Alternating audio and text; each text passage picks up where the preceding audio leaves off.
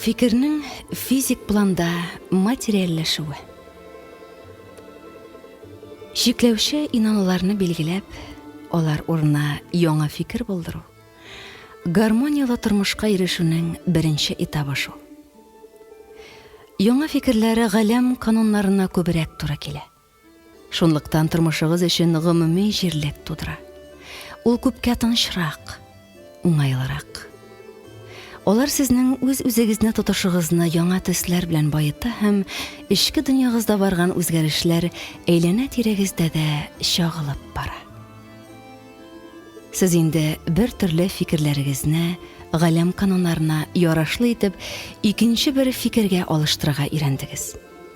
Хәзер минем сезне теләкләрегезнең физик планда материальләшү процессы белән таныштырасым килә.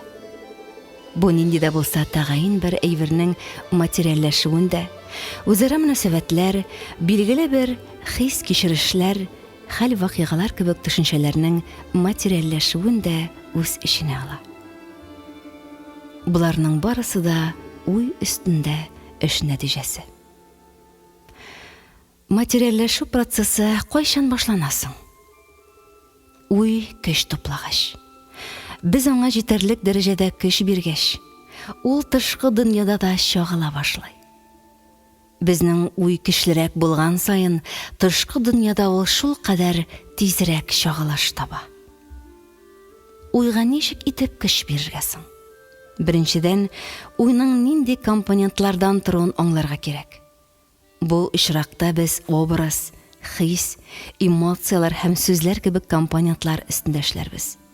Икенчедән, уйга көчне кабатлаулар бирә. Даими рәвештә күз алдында яңа фикер образын тудырып, хис-кичерешләрне кабат уятып, аны сүзләр белән кабатлап торсагыз, уйыгыз көчәя барыр. Уй образын тудыру. Уй образ сездә уңай хисләр һәм эмоциялар гына уятырга тиеш. Әгәр сез образлар тудыра һәм аны картина итеп күрә алмыйсыз икән, образларны алыштыра торган уй өстендә эшләгез. Уй образ нинди уңай хисләр уятырга тиеш икәнен аңлау өчен түбәндәге сорауларга җавап бирегез. Тормышымда нинди дә булса яңа, күптән көтелгән, теләп алынган үзгәреш барлыкка килсә, мин нинди хисләр кичерер идем икән? Нинди югары хисләр булыр иде ул? Сез сөенеш, яшәү ямен тою, тынычлык, кешеләргә карата ихласлык кичерергә мөмкин. Сездә үз-үзегезгә ышану, кыюлык, әйләнә-тирәгездәге кешеләргә карата ышаныч һәм башка сыйфатлар барлыкка килүе ихтимал. Образ өстендә эшләгәндә, ул образның хисләрен, эмоцияларын да кичерергә тырышыгыз. Адам баласына эмоцияларыннан да көчлерәк тәэсир итә торган башка көч юк. Эмоциялар безнең тормышка матди һәм матди булмаган субстанцияларны тарта торган хәрәкәтләндерүче көч. Нәрсә дә булса сатып алганнан соң, аның сездә бер нинди дә хис уятмаган чагы бармы?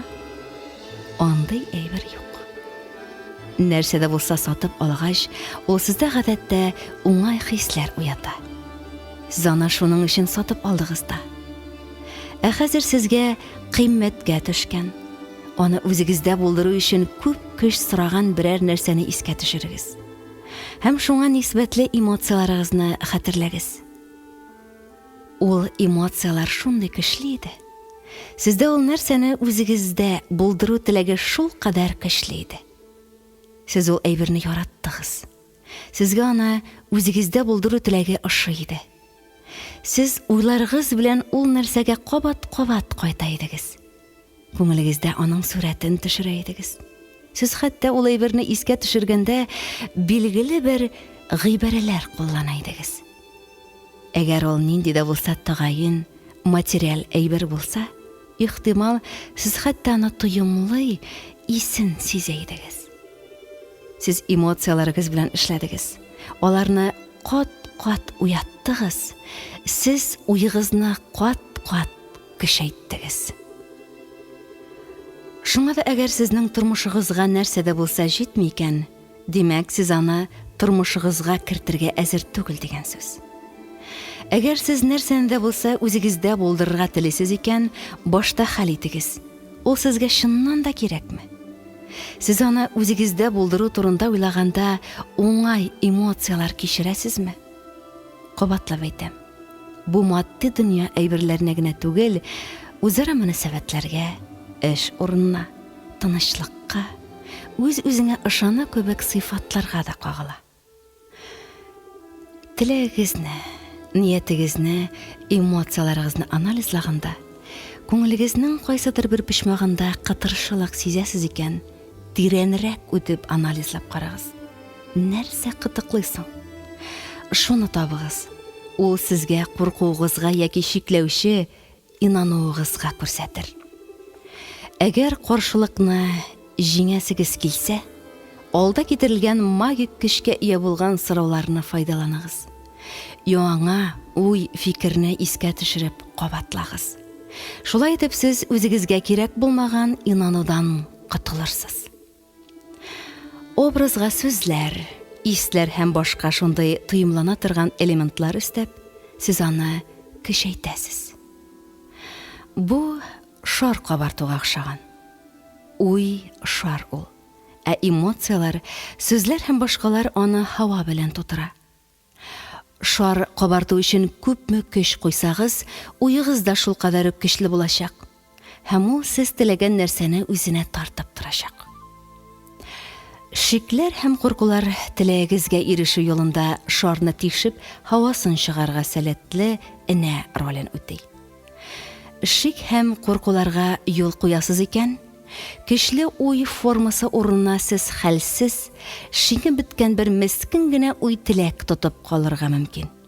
Нәкъ шуның аркасында күпме менә дигән идея һәм башлангычлар үзләренә юл таба алмыйча кала.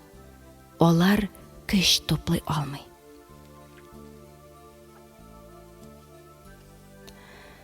Образ стоп-кадр яки фильмга охшарга мөмкин.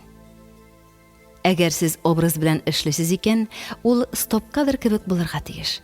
Ләкин ул фильмга да охшарга мөмкин. Бары тик узакка гына сузылмасын. Һәр ике очракта да ниндидер детальләр истәрлек булсын. Детальләр күбрәк булган саен, нәкъ сез теләгән нәрсәгә ия булу ихтималы зуррак. Сез үзегез теләгән нәрсәне төгәл белергә тиеш.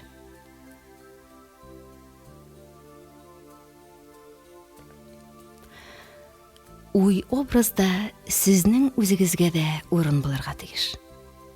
Әйтик, сезнең диван аласыгыз килә ди. Әгәр ул образда сез юк икән, яңа диван урынына җиһазлар катала алуыгыз да мөмкин. Сезгә аны бер танышыгыз калдырып китәр. Яисә сез аны почта тартмасыннан табып алырсыз. Әйе, уй шулай эшли. Әгәр сезнең нәрсәгә дә булса ия булу теләге бар икән, үзегезне ул предмет янәшәсендә итеп күз алдына китерегез. Бу серләрнең сере. Сезнең күп кенә хыялларыгыз нәкъ шул сәбәпле тормышка ашмый кала. Теләгән предметыгызны үзегездән башка гына күз алдына китермәгез. Сез ир-ат белән танышырга теләгәндә, үзегезне аның белән янәшә итеп күз алдына китерә идегезме? Акчалы булырга теләгәндә, үзегезне акчалы кеше итеп күз алдына китерә идегезме? Уй образ символик мәгънәгә ия булырга мөмкин. Кайчак теләгән нәрсәне бүтән детальләре белән күз алдына китерү кыен. Картина артыгы белән катлаулы килеп чыга. Сүз үзара мөнәсәбәтләр яки эш урыны турында барганда образ бүтәнләй эшләмәскә дә мөмкин. Ул чагында иң яхшысы символ куллану. Әгәр сүз гармониялы мөнәсәбәтләр турында бара икән, мисал өчен, сез янәшә үсеп утырган ике чәчәкне күз алдына йөртә аласыз. Яки чәчәк болонын, әгәр ул гомумән кешеләр белән мөнәсәбәтләргә кагылса. Символлар кулланганда, үзегезгә якын, аңлашлы торганнарын гына кулланырга тырышыгыз. Кайчак символлар белән эшләү уңайлырак. Чөнки алар теләкнең кабул булу булмау мөмкинлекләре турындагы эчке каршылыкларны тизрәк җиңә. Образ тормышыгызга җиңелрәк үтеп керсен өчен сез аны физик планда уйный аласыз. Сез теләгән әйберегезне мускуллар аша эчке аңыгызга яздыра аласыз. Һәм ул тормышыгызда җиңелрәк юллар белән пәйда булачак. Балалар уеннары бик мөһим роль уйный бу җәһәттән. Уйнаганда балалар үз-үзләрен тоту моделен яздыралар. Мәсәлән, сез үзегезне ялгыз итеп хис итәсез. Ләкин янәшәгездә һәр даим дуслар булуын, эштә хезмәттәшләрегез белән мөнәсәбәтләрнең җайга салынуын телисез. Кешеләр белән сезнең арада упкын ята дип күзалларга мөмкин. Янәсе, шушы упкын аша сез күпер саласыз һәм шуның аша кешеләргә таба барасыз, анда сезне кылач җәеп каршы алалар. Физик планда проблеманы шушылай күзалларга мөмкин. Өйдә сез ике баудан символик рәвештә генә күпер кырып куя аласыз. Һәм көн сайын кешеләргә таба барасыз дип, аннан үтеп йөрергә мөмкин. Кешеләрдән кирегә таба түгел. Читтән караганда бу сәер тоелырга мөмкин. Шулай да моны җитди кабул итәргә кирәк. Безнең ичке аңга кагылышлы һәр нәрсә җитди. Чын барлыкта уйнап карап, теләсә кайсы реакцияны яздырырга була. Күз алларга гына кирәк. Уй образ булдыру алгоритмы. Шулай итеп, беренчедән уй образ сездә уңай хисләр һәм эмоциялар гына тудырырга тиеш. Икенчедән, образ стоп-кадрга яки фильмга охшарга мөмкин. Өченчедән, уй образда сез үзегездә катнашу мотлак. Дүртенчедән, уй образ символик рәвештә дә яшәргә мөмкин. Һәм бишенчедән, образ тормышыгызга җиңелрәк үтеп керсен өчен сез аны физик планда уйнап карый аласыз.